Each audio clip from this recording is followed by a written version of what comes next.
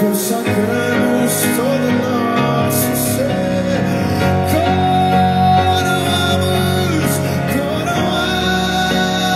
Coroamos a Ti, ó Rei Jesus. Coroamos a Ti, ó Rei Jesus. Adoramos o Teu nome, nos rendemos aos Teus pés.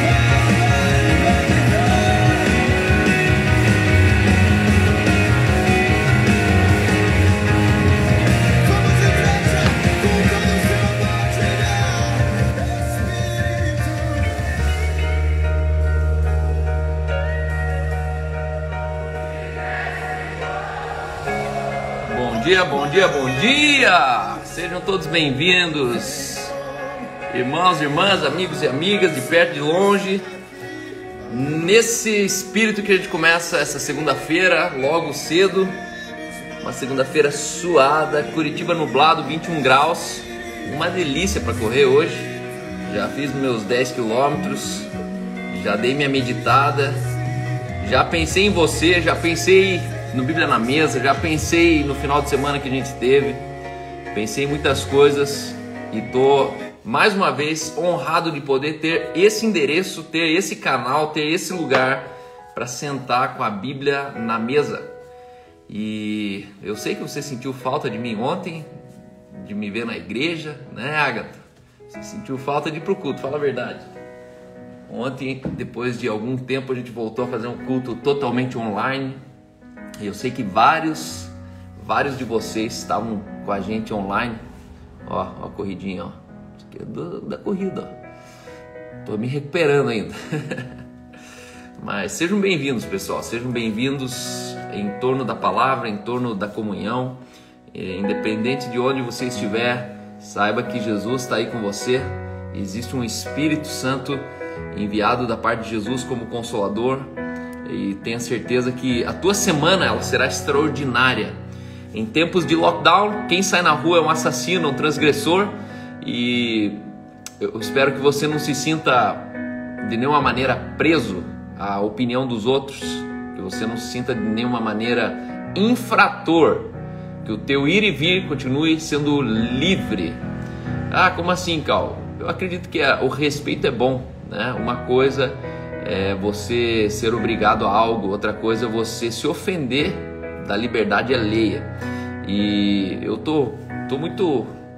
Para mim, eu tô orgulhoso do pessoal de Brasília. Não sei se vocês têm acompanhado, mas Brasília foi pra rua. Brasília, o pessoal foi pra cima e falou, não, lockdown aqui não, né? E, cara, você é contra o lockdown? Óbvio que não. O lockdown, ele pode ser uma medida, com certeza, de muita segurança. A questão é que por trás do lockdown existe uma intenção política, por trás do lockdown existe uma ação acontecendo, né? E na Alemanha, o lockdown ele já vem desde dezembro. Na Alemanha, você pode encontrar se eu não me engano, você pode encontrar uma pessoa e não pode ir 15 quilômetros longe da sua casa. Então as pessoas estão marcando de ir no mercado encontrar os parentes. Eles marcam de ir no mesmo horário no mercado e no mercado eles conversam. Mas na verdade a gente sabe que na Alemanha o sistema é comunista, né? Existe ali um comunismo abstrato, um comunismo disfarçado, né? Um controle absoluto sobre as crianças, um controle absoluto sobre o rico, sobre o pobre, e aqui não é diferente. Então o lockdown hoje com certeza é uma medida necessária, mas o desequilíbrio já causa transtorno psicológico nas pessoas. Então, com certeza, se acalme. Se você é uma pessoa que fala demais, se te ofende ver as pessoas na rua, se te ofenderia ver um stories na sexta-feira à noite com 50 pessoas aqui na minha casa, eu sugiro que você só não assista os stories, né? Só não fique sabendo disso. Porque saber às vezes te faz mais mal do que você ter vindo e percebido que as pessoas estão usando máscara, estão passando álcool em gel. Mas vamos falar a verdade? Que historinha, isso aí é a maior historinha. Achar que o álcool em gel e a máscara é alguma medida que vai conter aquilo que na verdade já está em descontrole. A gente usa de prevenção, mas entenda, prevenção não é para acabar com o negócio. Prevenção é para se defender de uma coisa que não está sendo erradicada, né? E as pessoas às vezes elas confundem isso. Elas acham que não. Se usar a máscara não vem Covid, se usar vem... Não. Covid ele está vindo com máscara e tudo. Então, não se desgaste, não deixe tuas emoções elas te deixarem envelhecer precocemente por causa do estresse. Quando você vê uma filha saindo, quando você vê um pai indo até no mercado, quando você vê uma esposa querendo ir até a esquina, dar né?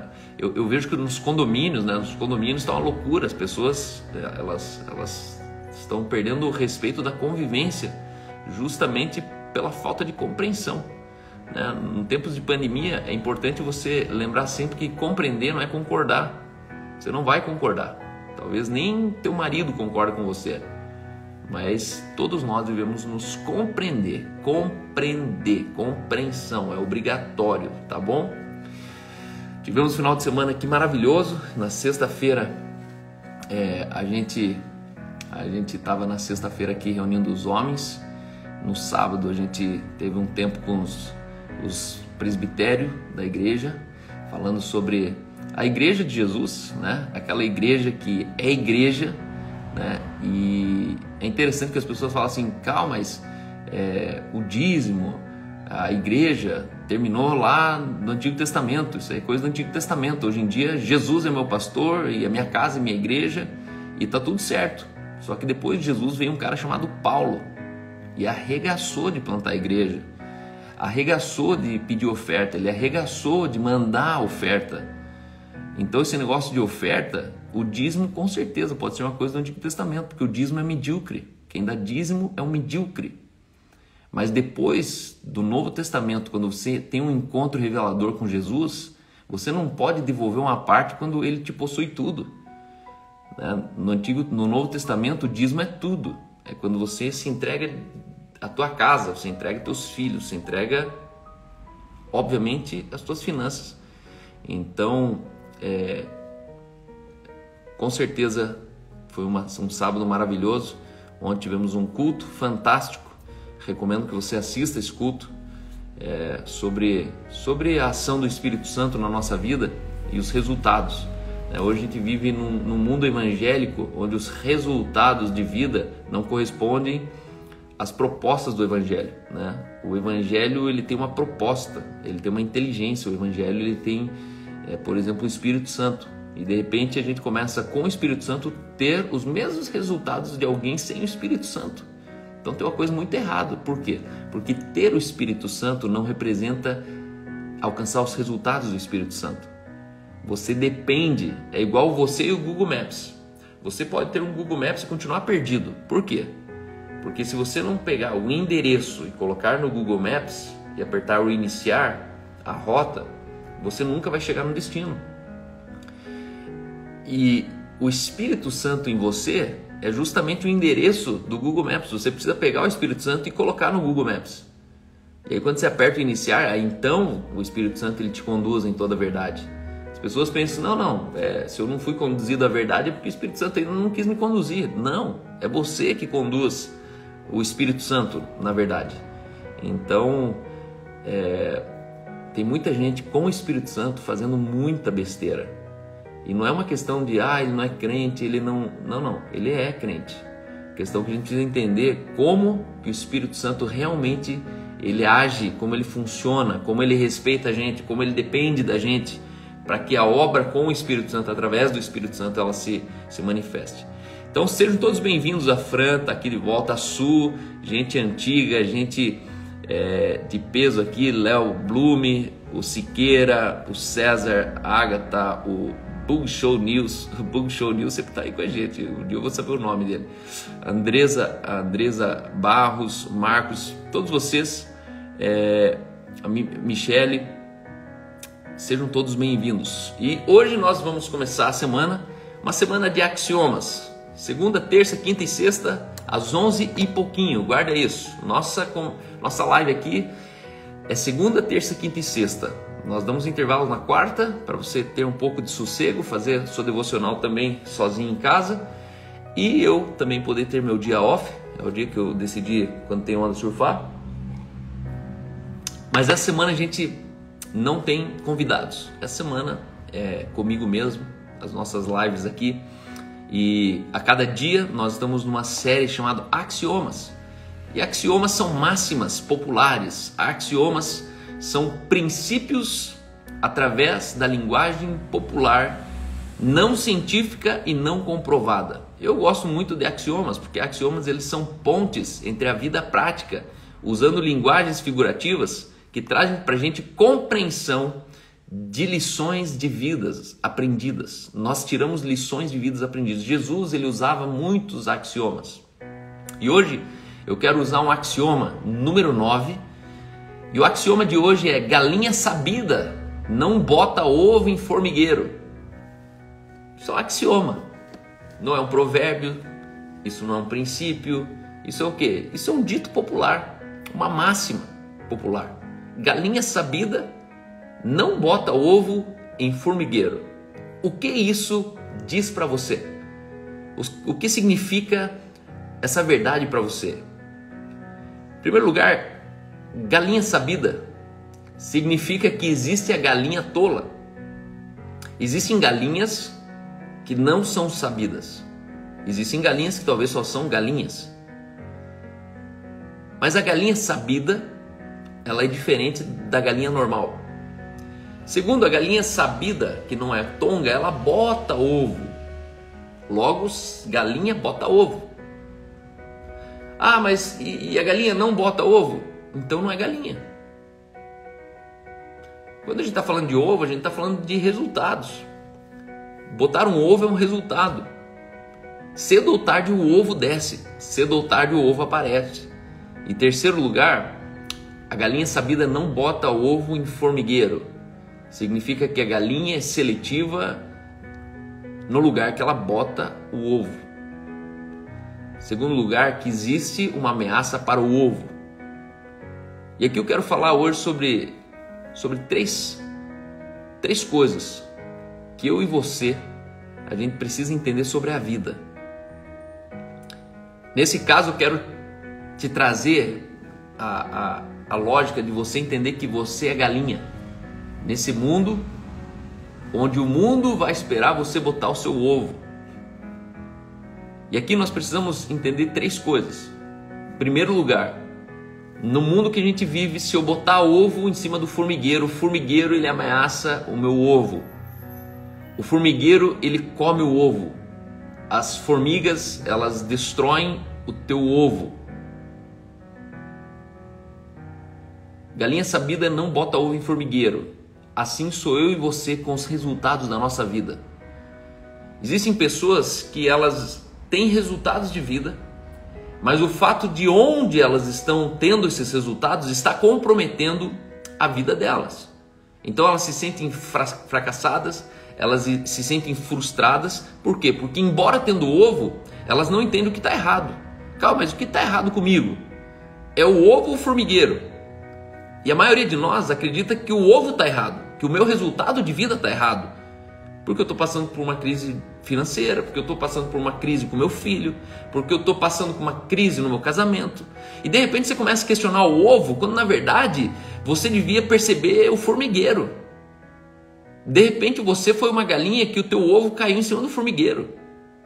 E hoje eu quero me atentar ao ambiente de vida que você vive, ao lugar que você vive, ao país, à cidade, ao contexto, talvez ao amigo que você convive, dividindo um apartamento, que pode estar sendo o formigueiro do teu ovo. Em Jó 6,30 diz: a iniquidade na minha língua, não pode o meu paladar discernir coisas perniciosas. Jó 6,30. A palavra está dizendo sobre a relação entre a iniquidade e a falta de discernimento. Sabe quando você perde o paladar por causa do Covid? O coronavírus faz você perder o paladar. Então você não sente o alimento. A iniquidade faz você perder o paladar. Então você não sente o que é pernicioso. Você não discerne o que é pernicioso. Olha o texto, ó, Jó 6,30. A iniquidade na minha língua, não pode o meu paladar discernir coisas perniciosas? Se você andar em iniquidade, você não vai perceber o formigueiro. É isso que a Bíblia está dizendo. O teu paladar de discernimento, ele funciona ou não baseado na iniquidade ou não que você tem na língua. Se você enche tua língua de iniquidade, e aqui eu gosto da língua porque a língua fala sobre os pensamentos. Você fala o pensamento. O teu pensamento está na ponta da língua. Por isso eu quero saber o que você pensa, eu preciso ouvir o que você está falando. E a Bíblia diz: aonde a iniquidade está na ponta do meu pensamento, o meu paladar, o meu tato, a minha vida não discerne coisas perniciosas. Iniquidade é um pecado que não te choca mais. Sabe quando você é novo na fé? Quando você mente, você volta para casa mal pra caramba. Você fala, cara, menti pra caixa do supermercado. Me lembro um tempo da minha vida que eu trocava de preço no mercado. Olha que coisa feia. Eu ia no mercado e não tinha um negócio para comprar. Aí eu queria comprar aquela bolacha, mas não daquela marca. Porque as duas eram recheadas, mas eu queria da outra marca. Da marca da televisão, da marca lá da galera da escola. E aí quando eu olhava que faltava o dinheiro, que o meu dinheiro não fechava, eu ia lá e trocava o preço. E depois eu ficava mal, muito mal. Por quê? Porque eu sabia que eu tinha roubado. Tinha roubado o quê? Tinha roubado o troco, a diferença daquele dinheiro que eu não paguei para ter aquela bolacha. E é interessante que quando você tem uma fé inocente, até isso te constrange, te incomoda. Mas de repente você cresce e começa a perceber que aquilo ali é normal, todo mundo faz. De repente lá na escola você contou e o outro amigo também fez, e no final das contas você se tornou um grande herói, porque eles aprenderam uma coisa, um trick, eles aprenderam um truque com você. E aí dali você compra um carro, e aí em vez de você mudar o preço do carro, sabe o que você faz? Você volta o velocímetro do carro. Então o carro tem 200 mil quilômetros, você volta o velocímetro e deixa ele com 60 mil quilômetros. E aí você vende um carro com baixa quilometragem. A iniquidade ela só mudou de objeto, mas o fato é que você já pensa em iniquidade. Não é mais sobre um pacote de bolacha, agora é sobre uma intuição que você tem de burlar, de falcatrua, de passar as pessoas para trás tirando vantagem. E de repente isso se torna tão normal que você está tirando vantagem do seu filho. Você está fazendo isso com sua esposa. De repente você está burlando o teu pai. Você está dando um carro velho para o teu pai, comprando o carro novo dele, pagando em prestações aquilo que você nunca mais vai pagar. Por quê? Porque a iniquidade, o teu paladar, ele não discerne mais o que é pernicioso. O teu paladar, ele não te faz mais lembrar que você está sendo falcatrua. A iniquidade tira de você o paladar da iniquidade.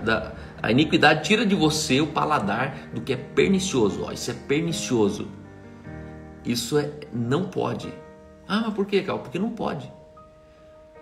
Então, galinha sabida tem discernimento. Primeiro lugar, galinha sabida tem discernimento. Segundo lugar, galinha sabida tem astúcia. Por quê? Porque ela sabe que tem que pôr o ovo, mas ela sabe que não é obrigado a pôr no formigueiro. Hoje a gente, como crente, a gente aprendeu a ser mais otário do que crente na religião. Na religião. A religião, ela transforma a gente em verdadeiros otários, trouxas, alienados. A religião é um sistema de crime organizado e alienação humana. Isso é religião. E a religião, ela ensinou a gente a ser trouxa, colocar o ovo no formigueiro. Por quê? Porque por amor. Porque fala, não, você vai se apegar ao seu ovo.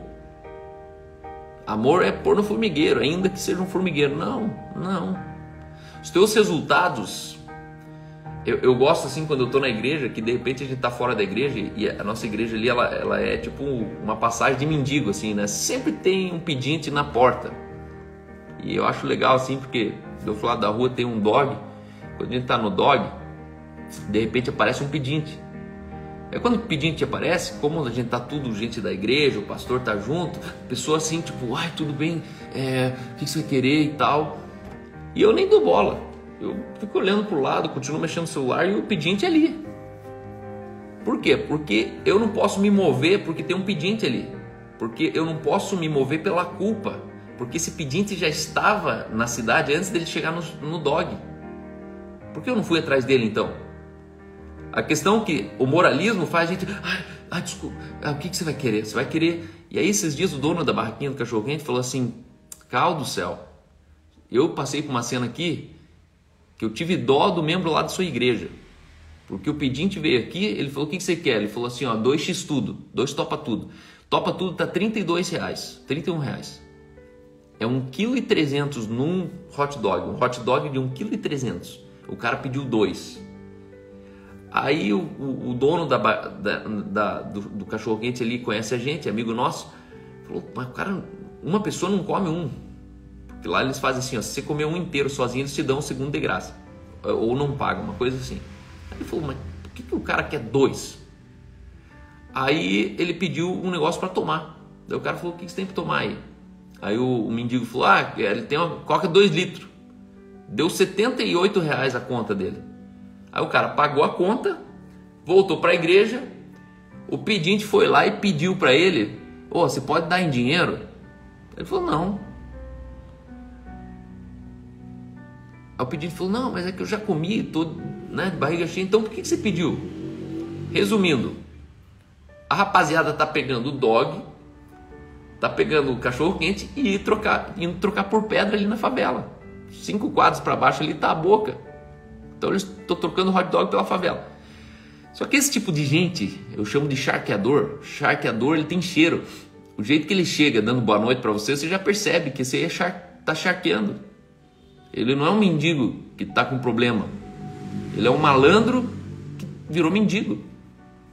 A malandragem te deixa mendigo. Todo mendigo tem um problema sério de orgulho e arrogância. Raramente você vai encontrar um mendigo que é humilde. Faça um teste. Eles se aproximam de você com uma atitude piedosa, de humildade, até a hora que eles são contrariados. Quando você contraria, e eu sempre gosto. O mendigo chega, eu contrario ele. Quando contrario, aí você descobre quem realmente estava pedindo para você. Ele sai xingando, ele sai te chamando de playboy, sai te chamando, falando que você vai ver na esquina, que tua hora vai chegar. E aí você ri. Por quê? Porque a minha hora vai chegar, mas é ele que está mais próximo dessa hora. E Jesus falou, os pobres vocês terão consigo sempre. Se tem uma coisa que a gente tem que parar de se impressionar é com o pobre. Porque a gente mais se impressiona do que acode eles. Porque se a gente realmente se impressionasse com eles, a gente estaria resgatando pelo menos um ou outro. A questão é que a gente é paliativo. A gente dá o dog para eles e fala, ufa, que bom que eu não sou pobre. Só que isso não tira a pobreza de dentro deles. E a gente deveria criar mecanismos de tirar a pobreza de dentro do pobre e não de acudir a pobreza deles. Carl, então você é preconceituoso? Claro que não. Cresci com eles dentro da minha casa. A questão é que a gente precisa entender como que isso funciona.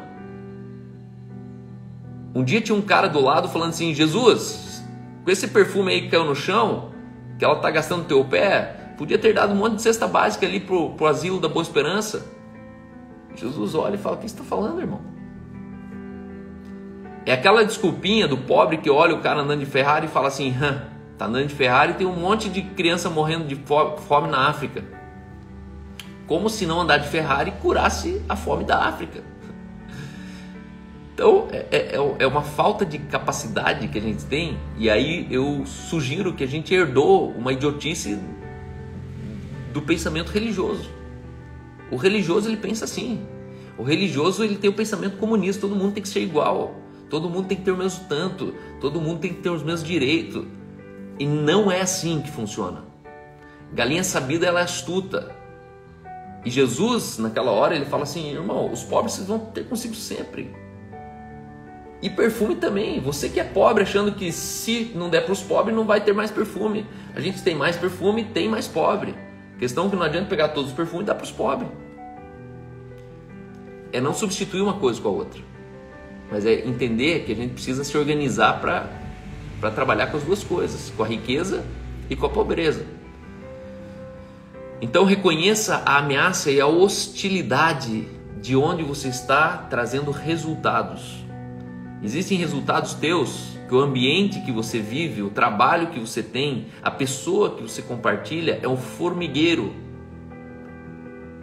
E aí nem dando os melhores resultados você vai conseguir desfrutar dos ovos que você coloca.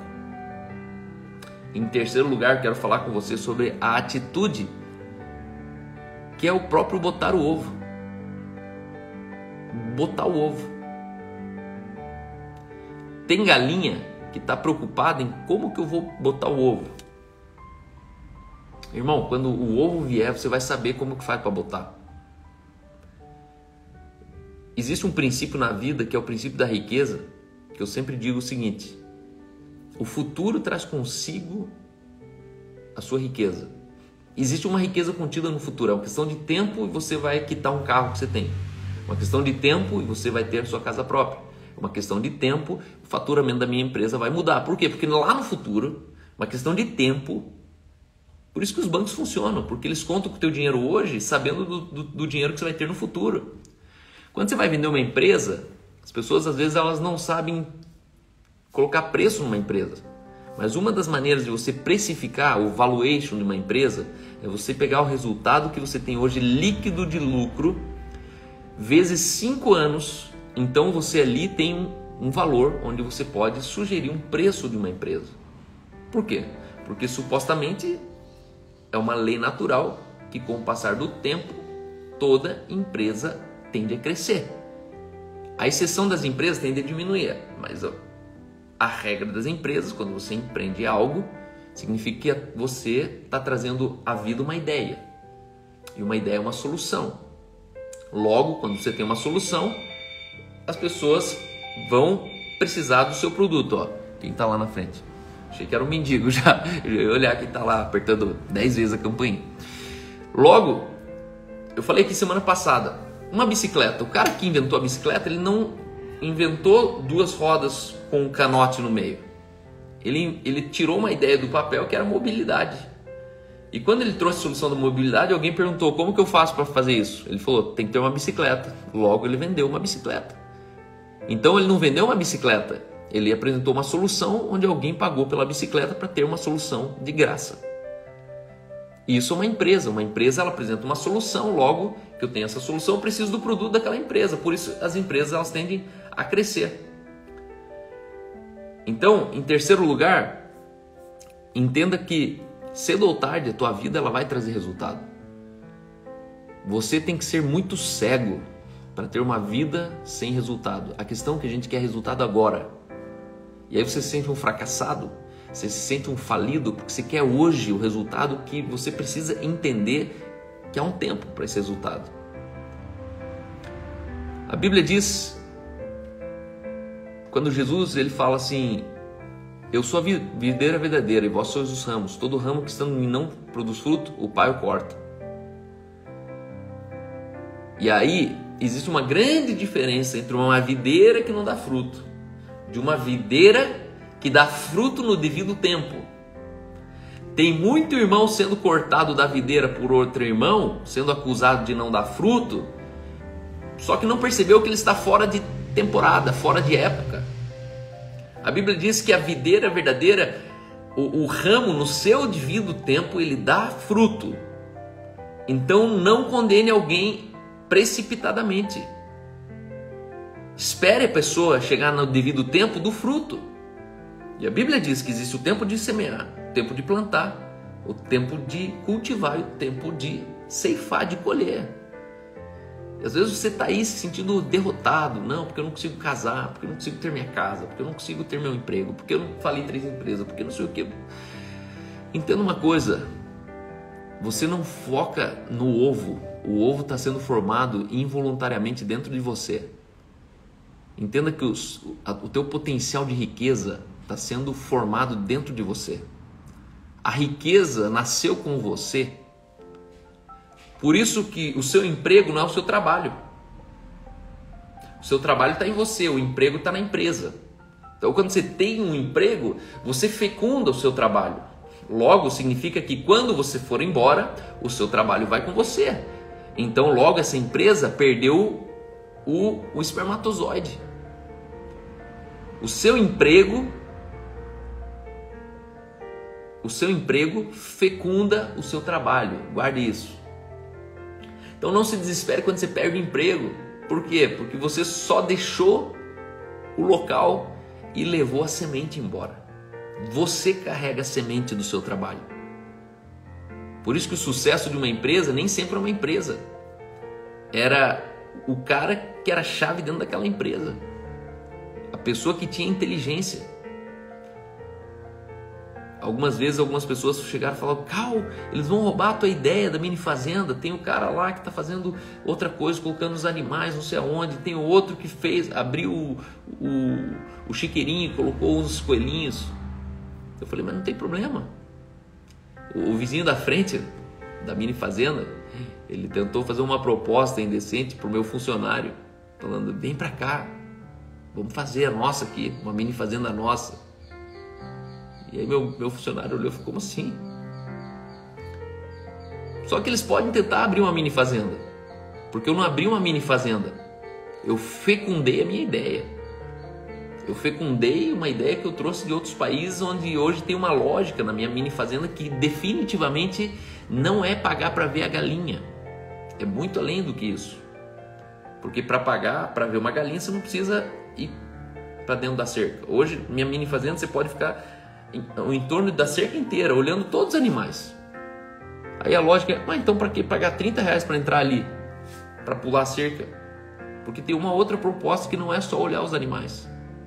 É uma experiência entre pais e filhos.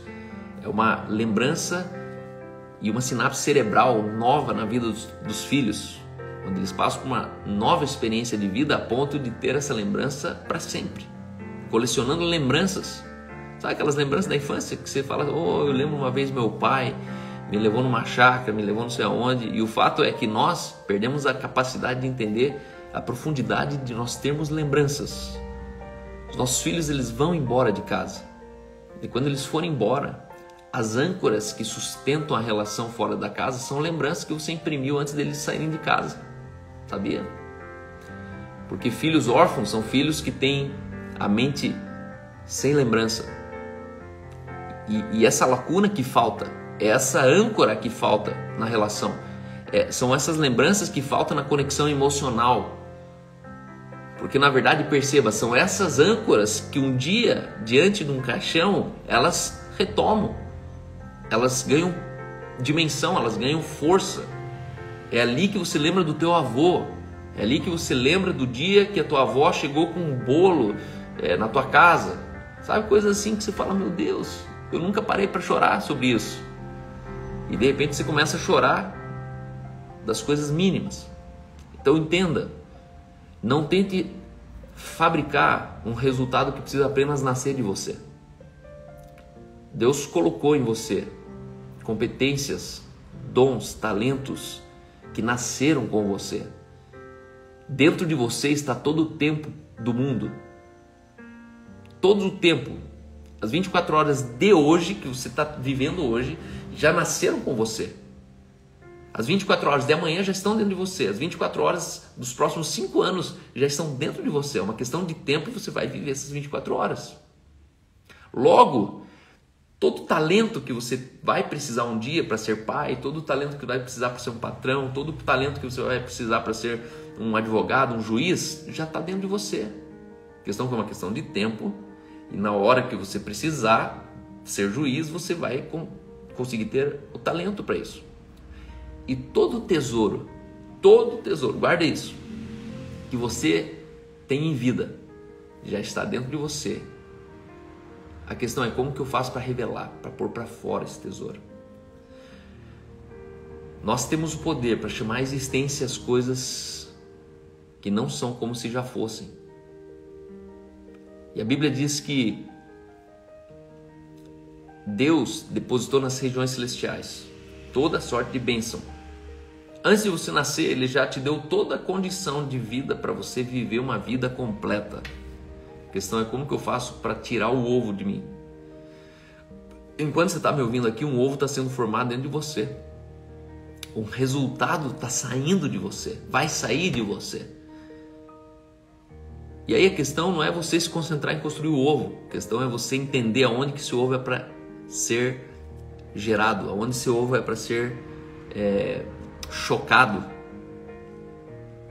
Cuidado com os formigueiros. E eu quero terminar falando sobre uma história de um homem que entendeu muito claro isso.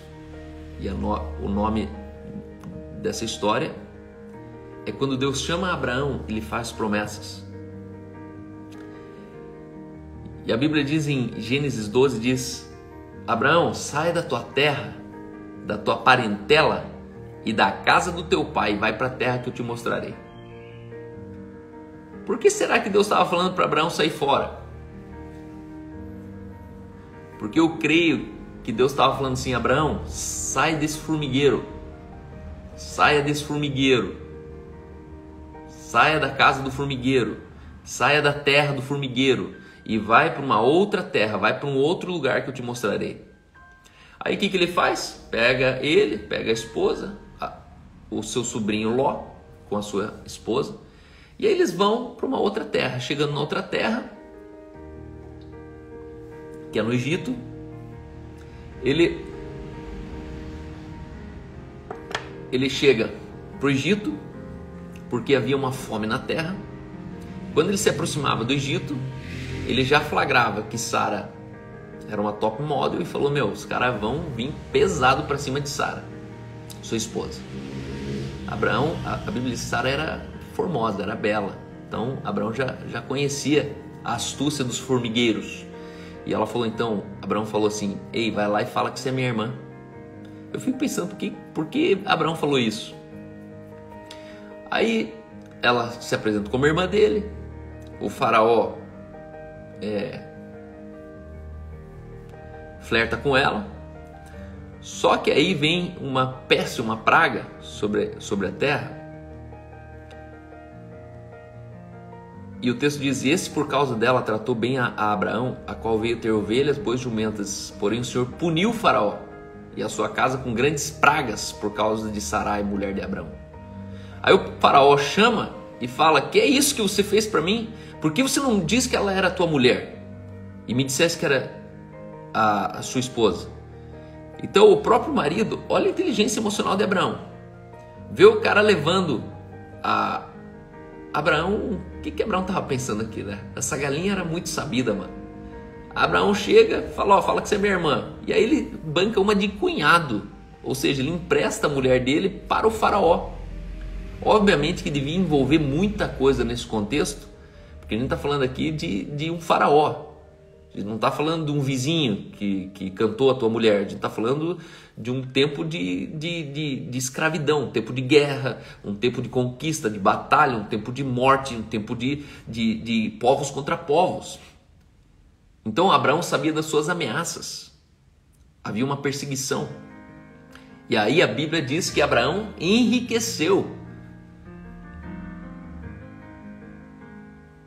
E Faraó deu ordens aos seus homens a respeito dele e acompanharam-no, a ele, a sua mulher e a tudo que possuía. Então saiu Abraão do Egito para Neguebe, ele, a sua mulher, Ló e tudo que tinha. Abraão era muito rico, possuía gado, prata e ouro.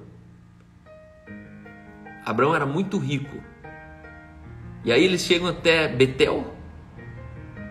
E aí quando ele chega em Betel, ele olha para os bens dele, olha para os bens de Ló, e olha que interessante.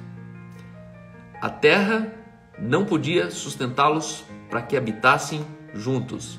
Em outra versão fala assim, ó: e não podiam morar os dois juntos na mesma região, porque possuíam tantos bens que a terra não podia sustentá-lo. De repente o galinheiro ficou apertado para 2 galos. Abraão chega e fala o seguinte: Ló, escolhe aí para onde você quer ir. Se for para a direita eu vou para a esquerda, se for para a esquerda eu vou para a direita, mas juntos não dá mais. Por quê? Porque Abraão começou a perceber que os pastores de Ló e os pastores de Abraão estavam se degladiando. Isso aí me lembra as igrejas hoje, né? Quando uma igreja ela começa a crescer muito, começa a ter brigas de gente abaixo. Os pastores estão bem, mas de repente a igreja começa a se degladiar. E aí Abraão olha isso e fala: Ló, faz o seguinte, pega a tua galera e vaza, mano. E aqui Abraão estava reconhecendo o segundo formigueiro.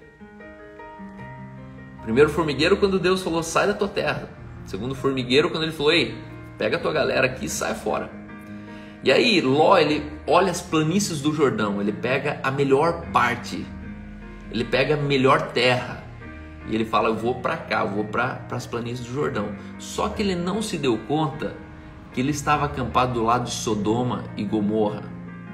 E ele fez o acampamento do lado de Sodoma e Gomorra, uma terra sem lei, uma terra abominável. Ou seja, ele impulsionado pela ganância do resultado, querendo produzir mais ovo, ele se estabeleceu do lado do formigueiro.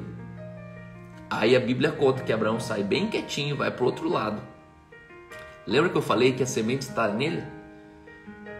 E aí Abraão vai para o outro lugar, por quê? Porque ele não estava preocupado com a terra, ele estava preocupado com a semente, ele tinha semente. Abraão sabia que a riqueza estava nele, não estava na terra que ele ia possuir. Qualquer terra que ele chegasse, ele ia arrancar virtude da terra. Deus era com ele. E aí a história conta que Sodoma entrou em guerra e chegou a vez de Ló. E aí Sodoma vem, tira Ló, despoja tudo, rouba tudo, prende Ló, e aí sobra só Abraão para ir lá e acudir Ló. Abraão vai lá, ele entra em guerra, ele derrota. A gente está falando assim, de um cara, patente alta. Abraão, ele entra em guerra. Se você ler ali o Gênesis capítulo 13, é fantástico. Só que o que eu quero dizer para você nessa manhã? Identifique formigueiros onde Deus está te dizendo: sai da tua casa, sai da tua terra. O formigueiro não é um lugar fora da sua casa, o formigueiro é um lugar dentro da sua casa. O formigueiro pode ser uma relação próxima com um parente muito próximo, onde você não percebe o que está dando ruim com os ovos que você está colocando. O formigueiro pode ser um vizinho do próprio prédio, que sempre está fazendo confraria e comendo na sua casa, e você não percebe o quanto isso é hostil para você. Galinha sabida não bota ovo em formigueiro. Identifique o ambiente hoje que está comprometendo os teus resultados e virtudes da sua vida. Porque senão você vai se auto-boicotar, não pelo que você não produziu, mas por aonde você produziu. Eu tenho tido a grata surpresa de receber pessoas vindo de vários lugares do Brasil, se mudando, se estabelecendo aqui em Curitiba, justamente porque entenderam que existe um lugar mais excelente para colocar os seus ovos. Existe um lugar mais seguro para você colocar os seus resultados numa comunidade. Nós de fato precisamos botar os ovos. A questão é onde eu posso ter o resultado de vida que eu tenho. Porque de repente você anda com rico e você acha que você é obrigado a ter resultados de rico. Assim como você anda com pobre e acha que não, daqui eu tenho que ter o resultado do pobre, porque todo mundo anda assim, com esse carro, Tome atitudes mais radicais. Sabe, às vezes eu olho pessoas morando em regiões tão comprometidas da cidade, que eu vejo aquilo e falo: por que essa pessoa está morando aqui? Ela tem isso, tem aquilo, tem carro, tem casa, mas ela não precisaria estar morando nessa região. Porque o problema de um bairro pobre não está no bairro pobre, está no pobre que mora no bairro. Esse pobre que mora nesse bairro é aquele amiguinho que, enquanto você está trabalhando, ele está indo assistir sessão da tarde lá na sua casa. E no meio dessa sessão da tarde ele começa a fazer com o seu filho aquilo que ele vê talvez os pais dele fazendo em casa, porque eles moram numa casinha muito apertada, onde o filho vê o pai e a mãe transando de noite. Talvez o amiguinho do seu filho da sua casa, enquanto você não está em casa, ou enquanto ele vai ali na casa do amiguinho, ele está vendo o pai insultando a mãe com palavras pesadas de humilhação. É num contexto como esse que ele vê a primeira vez um homem bêbado. É contexto como esse que ele vê a primeira vez uma mulher apanhando de um homem, se ele não viu em casa do pai e da mãe. É num contexto da primeira vez que ele vê um amiguinho abusando de outro amiguinho. Eu estou falando de amiguinho de 12 anos, não estou falando de criança de 5.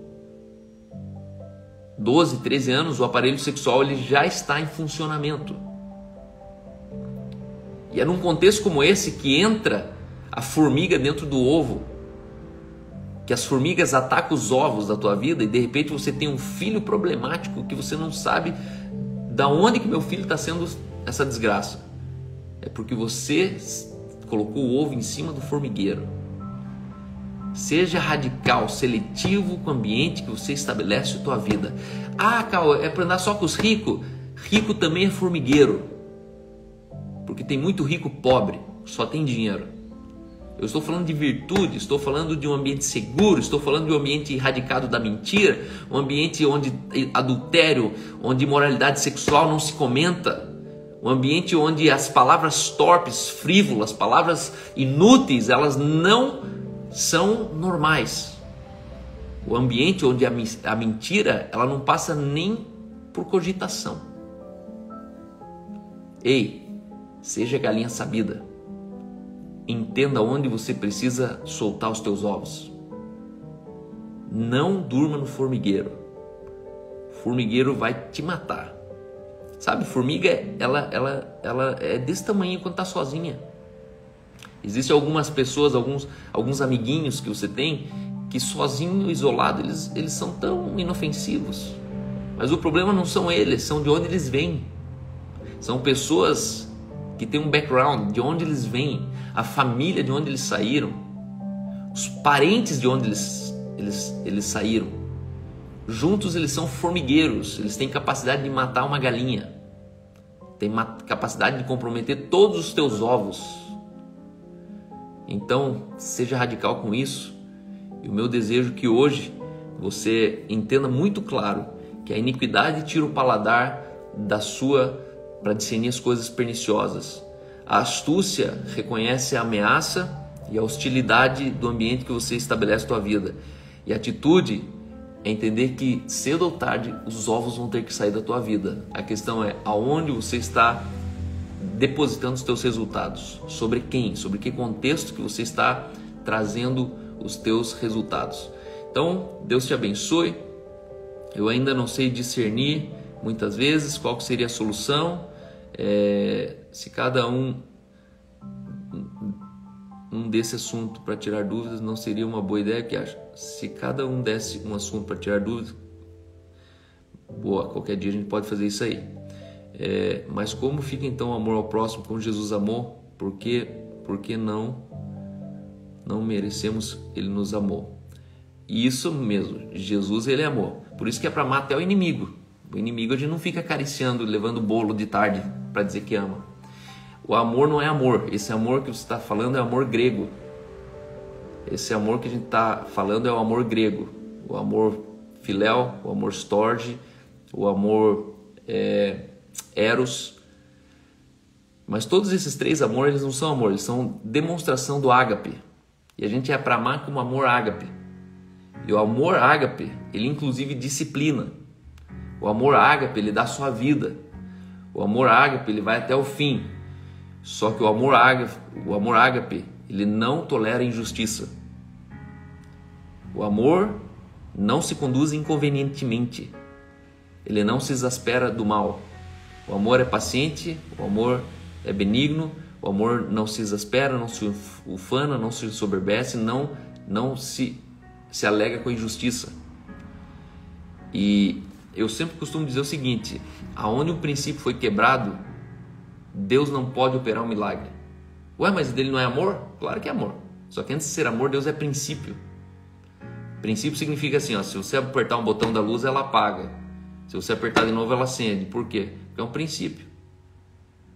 Ah, mas eu queria apertar o botão e ela não apagar. Queria ver um milagre. Mas não tem como. Então, o fato é que a gente quebra um monte de princípio e fica implorando para Deus um milagre. Não vai ter milagre.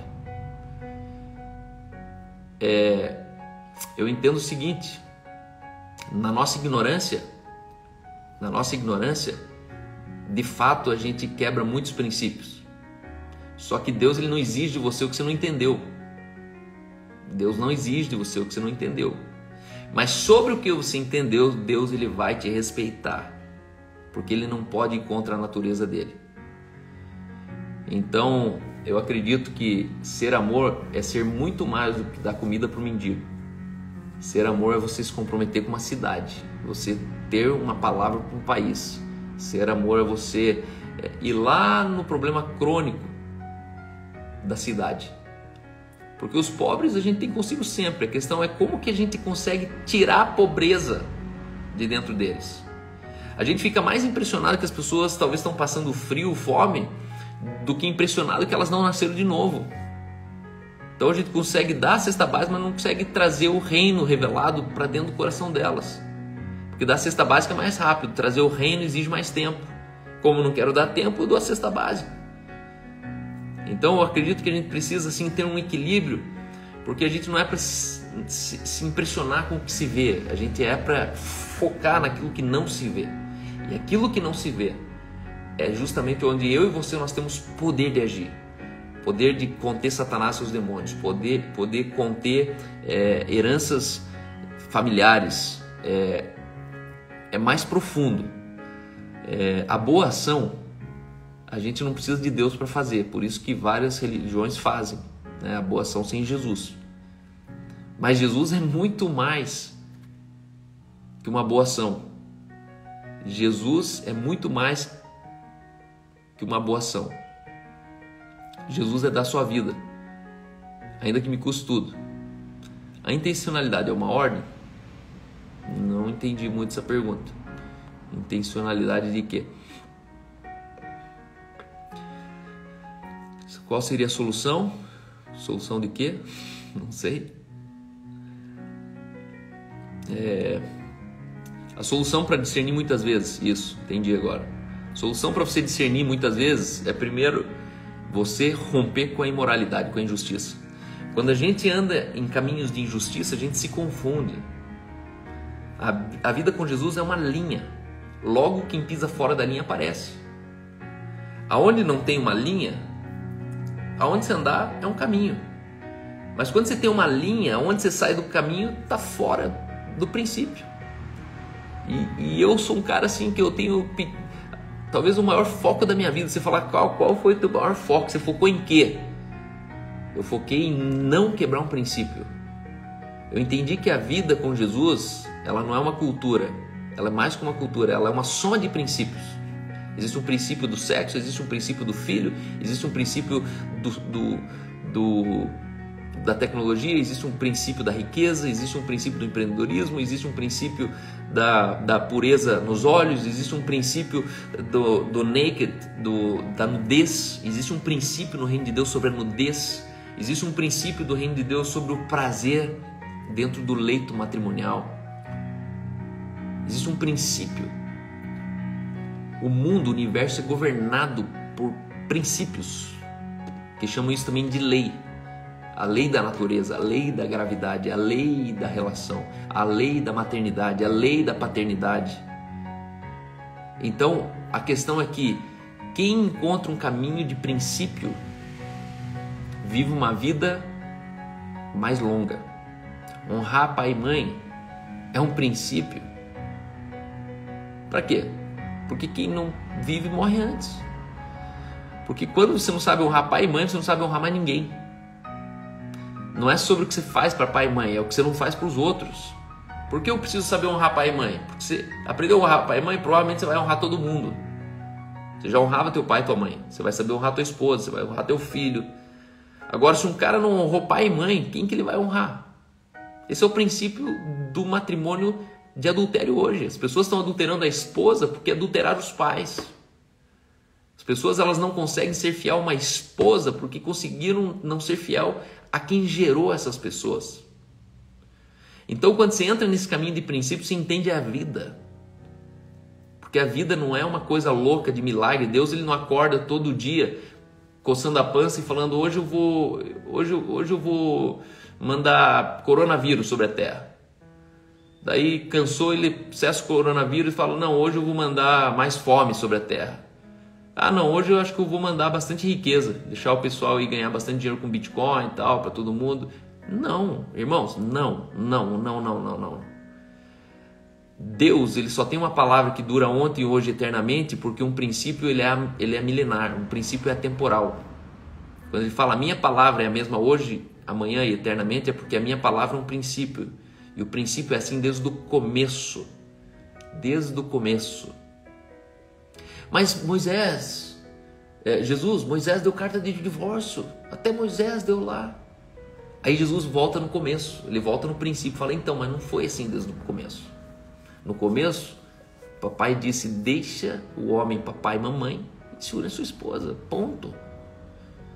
Nossa Constituição é celestial. Nossa Constituição ela não precisa ser revisada, ela não é incompleta.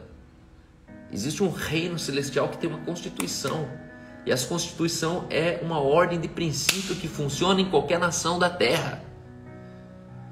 Você quer ser um cara transcultural, você quer ser um missionário transcultural, você quer ser um empresário universal, entra no princípio que você vai funcionar em todas as terras. Entra no princípio que você nunca vai contradizer nenhuma outra nação. A questão é que um princípio não é uma cultura. Tem muita cultura que está longe de ser princípio. Então, eu termino falando o seguinte: seja uma galinha sabida. Cuidado com o formigueiro. E se precisar, saia da tua terra, saia da tua parentela, mas não fique perto do formigueiro. Ló se deu mal, porque ele plantou a tenda, ele se acampou do lado do formigueiro. Irmão, o bairro que você mora impacta no seu ovo. A igreja que você congrega impacta nos seus ovos. O amigo que você escuta impacta nos seus ovos. Saia do formigueiro. Aonde tem formigueiro, vaza. Seja uma galinha sabida.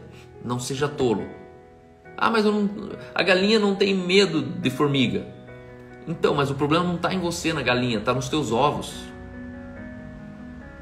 Galinha está nos seus ovos.